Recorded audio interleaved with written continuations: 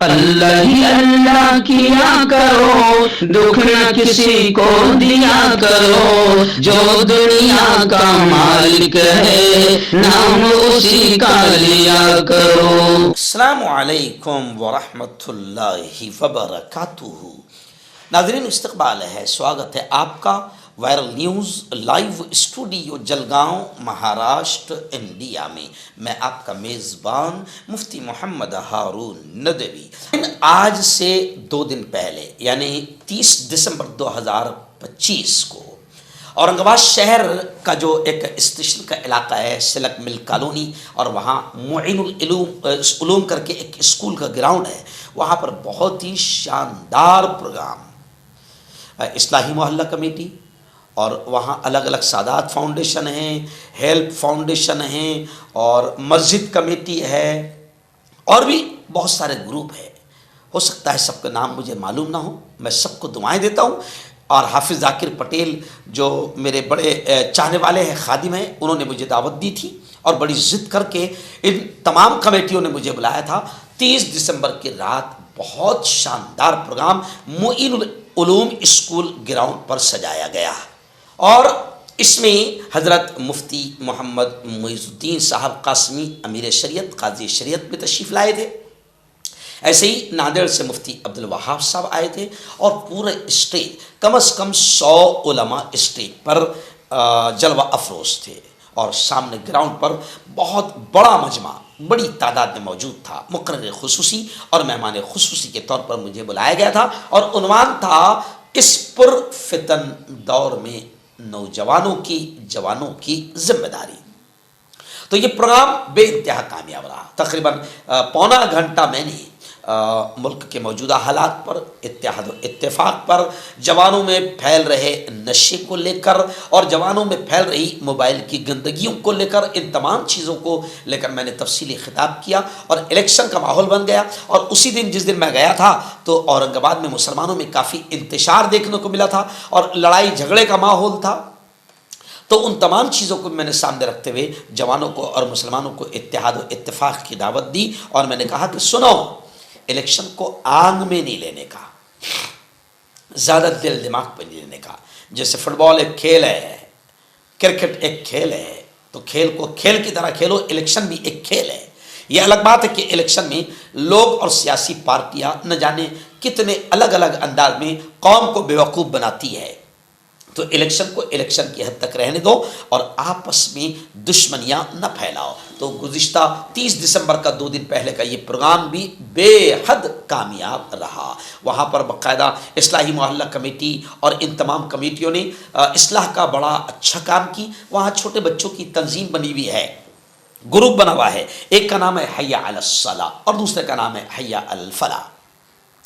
تو یہ گروپ کے بچے صبح فجر کے اذان کے بعد محلے بھر میں لوگوں کو نماز کے لیے اٹھاتے ہیں، جگاتے ہیں۔ اس کا نتیجہ یہ سامنے آیا ہے کہ الحمدللہ وہاں محلے میں اب فجر کی نماز میں بھی صحن میں صفیں لگتی ہے۔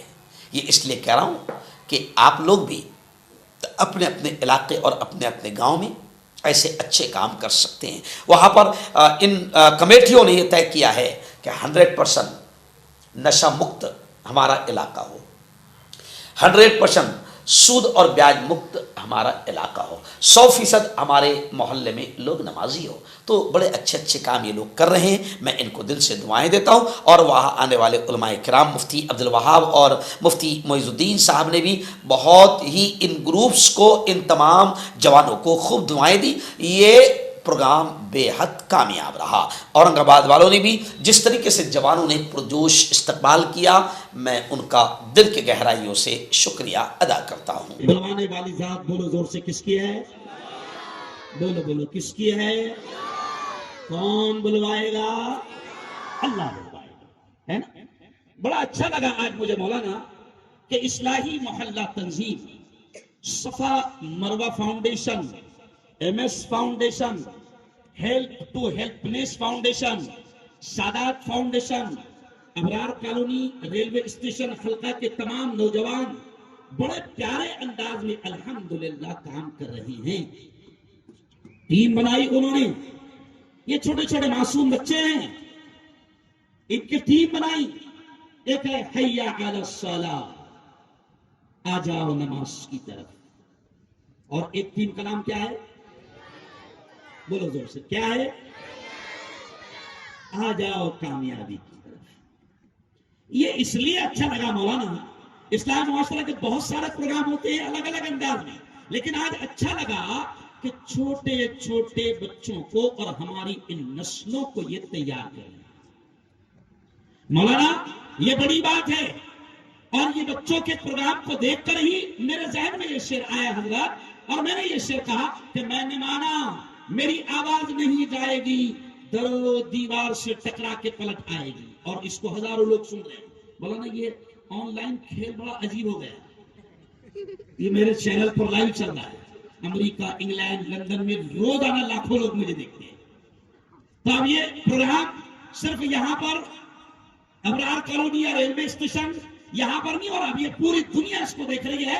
تو میں ان کے سامنے کہہ رہا ہوں کہ یقین مانو ان بچوں کو دیکھ کر اللہ نے میرے ذہن میں یہ شعر ڈالا کہ میں نے مانا میری آواز نہیں جائے گی، در و دیوار سے ٹکرا کے پلٹ آئے گی. اور اورنگ آباد والوں، او میرے پیاروں، میری بہنوں، سنو، اب بھی موقع ہے، اب بھی موقع ہے. اندھیروں کا کرو کوئی علاج، ورنہ یہ نسل اجالوں کو ترس جائے گی. بہت بڑی ذمہ داری ہے. اصلاح کا کام، سماج سدھار کا کام، یہ صرف مفتیوں کا نہیں ہے، یہ صرف اماموں کا نہیں ہے، یہ صرف عالموں کا نہیں ہے. پیارے نبی کی حدیث میں نے ابھی خطبے میں تلاوت کی، وہیں سے میں بات شروع کر رہا ہوں. دیکھو پیارے نبی نے کیا فرمایا، کلکم راع وکلکم مسئول عن رعیتہ. آپ کے ہمارے لاڈلے نبی نے فرمایا تم میں سے ہر شخص ذمہ دار ہے، تم میں سے ہر شخص ذمہ دار ہے، اور ہر ایک سے اس کی ذمہ داری کے بارے میں پوچھا جائے گا. اور ایک حدیث پڑھی میں نے آپ کے سامنے کہ پیارے نبی کیا فرماتے ہیں، اورنگ آباد والوں، پیارے نبی کیا فرماتے ہیں، من رأى منکم منکرا فلیغیرہ بیدہ. ہمارے نبی نے فرمایا، بڑے پیارے الفاظ ہیں، ہمارے نبی نے فرمایا کہ اگر کوئی برائی ہوتی دیکھو، کوئی برائی، کوئی برا کام ہوتا دیکھو، تو ہمارے نبی نے فرمایا اگر ہاتھ سے روکنے کی طاقت ہے تو ہاتھ سے روک دو. ہاتھ سے روکنے کی طاقت نہیں ہے فبلسانی، تو زبان سے روکو. اور یہ بھی نہیں ہے تو تھرڈ اسٹیپ فبقلبہ، کہ دل سے برائی کو برا کہو، برا سمجھو. لیکن میں مسلمانوں سے کہتا ہوں مولانا کہ ہماری طاقت ختم کہاں ہوئی؟ الیکشن کا ٹکٹ نہ ملے تو ہم ہاتھوں کا بھی استعمال کر رہے ہیں. الیکشن میں اگر ٹکٹ کٹ جائے تو ہم زبان گندی استعمال کر کے گالیوں کا استعمال کر رہے ہیں، اہل ایمان کی عزتیں اچھال رہے ہیں. ارے ہم آپ سے کہتے ہیں کہ بہت بڑے بڑے کام آپ کو اور ہم کو امت مسلمہ کو کرنا ہے. مولانا عیسیٰ صاحب جاننے سے آپ تشریف لائے، اور مجھے خوشی ہے مولانا ایک خاص بات کہ یہ پورا اسٹیج علماء کرام سے ہو رہا ہے. اور سنو اورنگ آباد والوں، یہ ایک ایک فرد، یہ ایک ایک شخص وہ ہے، یہ جو پورا اسٹیج بھرا ہے علماء سے. پیارے نبی نے ان کے بارے میں فرمایا کہ یہ انبیاء کے وارث ہیں. کیوں؟ اب یہ ایک شخص جو یہاں پر ہے نا، وہ سینکڑوں لوگوں کی رہبری کرتا ہے، امامت کرتا ہے. میں ان کے سامنے آپ کو یہ پیغام دے رہا ہوں کہ میرے پیاروں، پورے حالات آپ کے سامنے ہیں، اور آپ کو اور ہم کو سوچنا پڑے گا کہ امت کو کن کن برائیوں سے روکنا آپ کا اور ہمارا فرض ہے. اچھا لگا مجھے آپ کوشش کر رہے ہیں کہ پورا محلہ نمازی بن جائے. یہ بہت پیاری کوشش ہے.